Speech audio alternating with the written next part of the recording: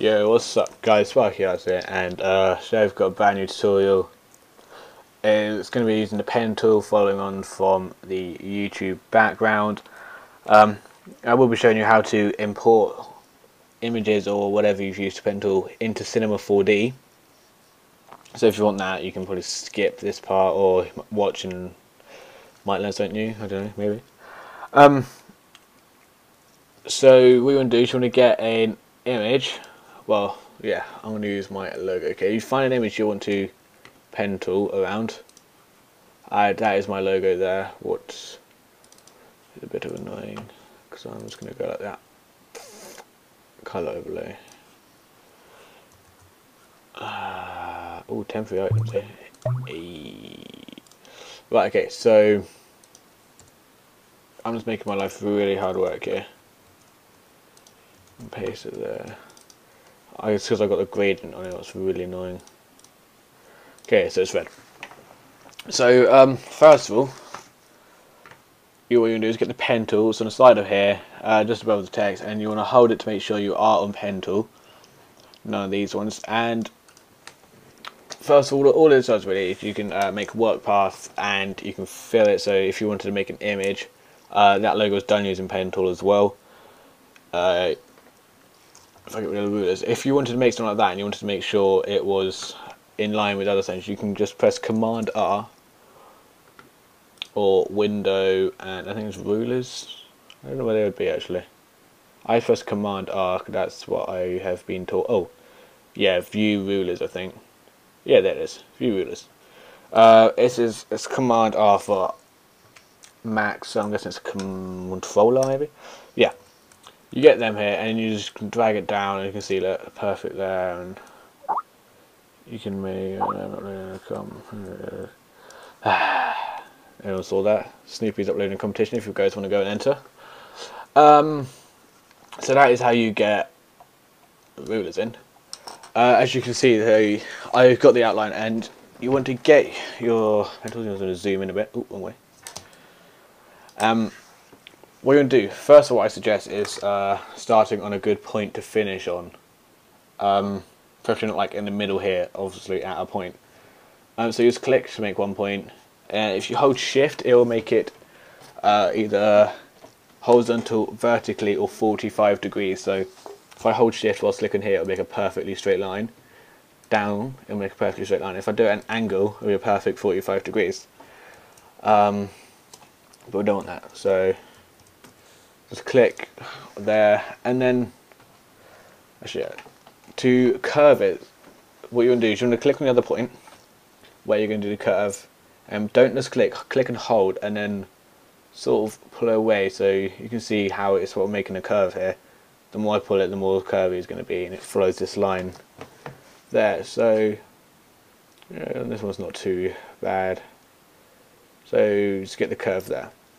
But if anyone's ever used a pen tool, if I wanted to get another straight line here and you click here, I get this annoying curve that goes around here. Yeah, that's auto curve. But what you're going to do, hold Alt and click on the middle or the point that you just made, and it will get rid of that, and then you can make a new point from there. So that is how you do angle, like new ones after an angle. Again with this point over here, just drag and pull it to where you want. Click Alt, click on there, click on the next point, and this is what I mean by a good point. Look, that's just a good point to finish because I can drag to the curve and nothing will happen. Right, okay. I'll probably speed this up. I'll just finish this off quickly.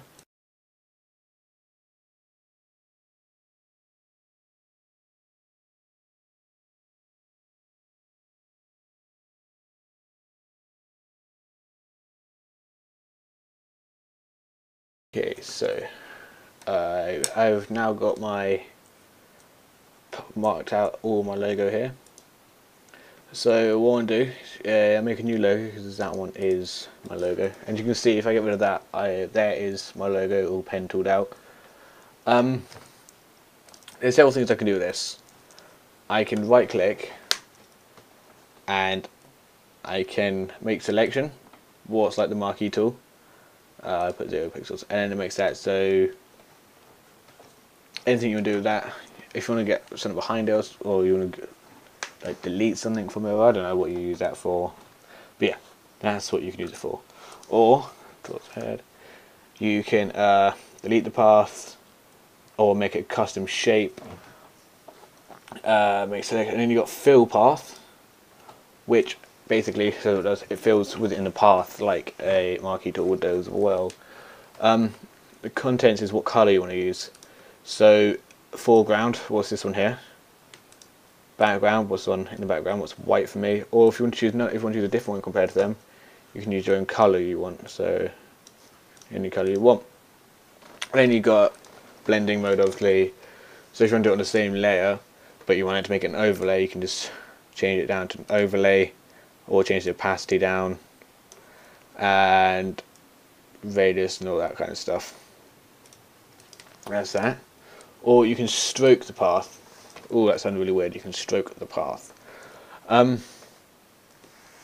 Stroke the path generally means that one of your tools goes along the work path. Simulate pressure is using means like an actual pen, so it gets thicker in the middle and it's lighter on the ends to go to a point.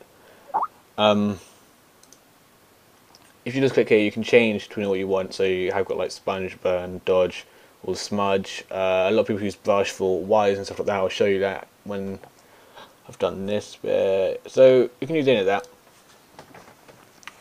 For the pen tool. Also, if you wanted to get this image into Cinema 4D, you do exactly the same how we've done. The same as doing it right clicking on anything. Right clicking and then click stroke path or fill path or transform path. You go File, Export, Path to Illustrator. That means work path in other words. And then path, which path do you want?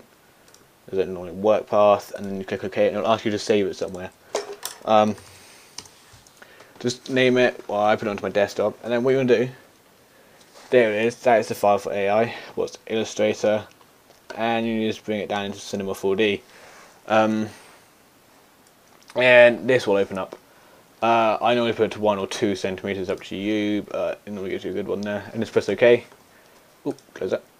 And oh, I don't like the new Cinema 4D one. Oh, it's annoying. But yeah.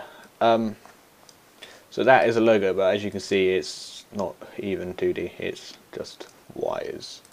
So you want to open up the group you've got, where you got 3 paths, because I did 3 different shapes. And to make this 3D, you want to get, oh, that's not there. You want to get hypernerbs. No, you don't. Why do you want to get hypernerbs? You want to get extrude nerbs. Extrude. Here we go. That's the word. That is, if you just click, it's the same in Cinema 4D R12 and 11. You go to this one with the little, the hypernerbs images, the first one, and you go, hold it and click extrude nerbs. Did you want to get 3 of them? I'll just copy and paste them and drag each one into there, and then that's now into there. So it's the children of the extrude nerbs. You can highlight them all and press Alt G. That will make a null object that makes a group of them, so you can move the group about like so. Okay, as I was saying, you can highlight them all, and down here where it says movement, or in your attributes down here, it will already highlight an object. And under movement it will already say 20 centimeters. So you can see the side there, that is 20 centimeters. Just raise this up, and that's how you get it thicker or thinner, whatever you want. And then that's how you get an image from your pen tool into Cinema 4D. And then you just do whatever you want, change the colours. You can move each one around as well, so if you want to move that out a bit, and like this, and this one like this, and I don't know what you want to do with these things. Do it like that. And that is how you get it into Cinema 4D. Back into Photoshop though, if you just click backspace after the full path, it will just delete the path. And another one you can use pen tools for wires. This is very commonly used on backgrounds. What you want to do is, let's get rid of that. Let's pretend that on this layer here, let's say, oh, I do not want to do that. Let's say this is YouTube background. It's obviously not because I just do it. But you want to get an image behind this, so there's a layer behind it even. And put your 2 points down and make a curve. This is a basic way of making wires, by the way. It's not. There's a lot of other tutorials out there. But now you want to go to, after you've done that, or you can do this one first, by the way.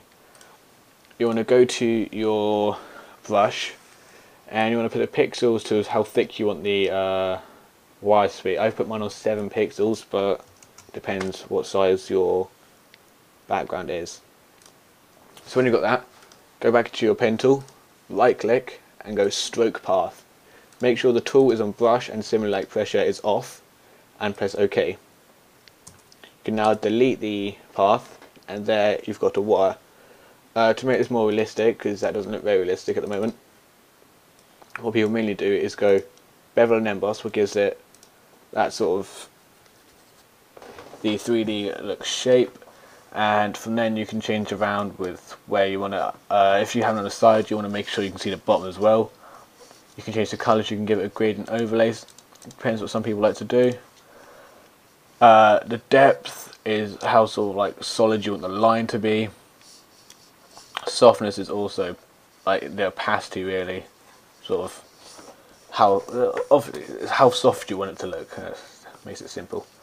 You want it on smooth, but I've seen a few now will have hard bezel on it.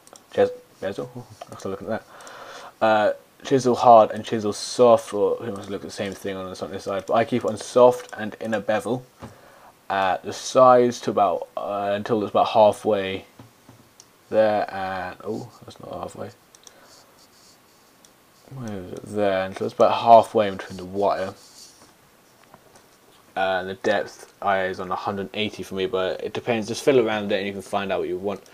The gloss contour, I haven't seen a lot of people use this, but you can just mess around and see which one you like. That one looks quite good because you get the whole image in there. So if we put, let's say, a new background, let's give it a dark blue background. You can see how that looks sort of like a wire.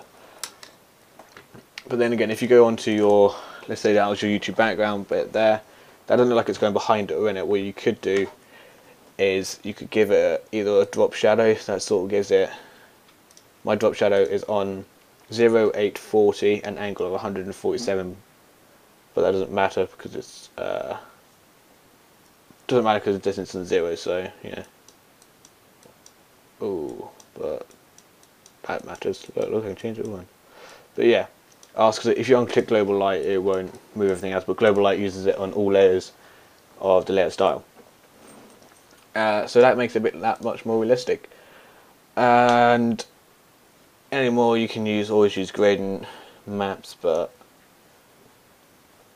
it's up to you what you do with your gradient maps. Best one to use is your own custom one. If you are going to use a gradient map, just to show a bit more skill, really.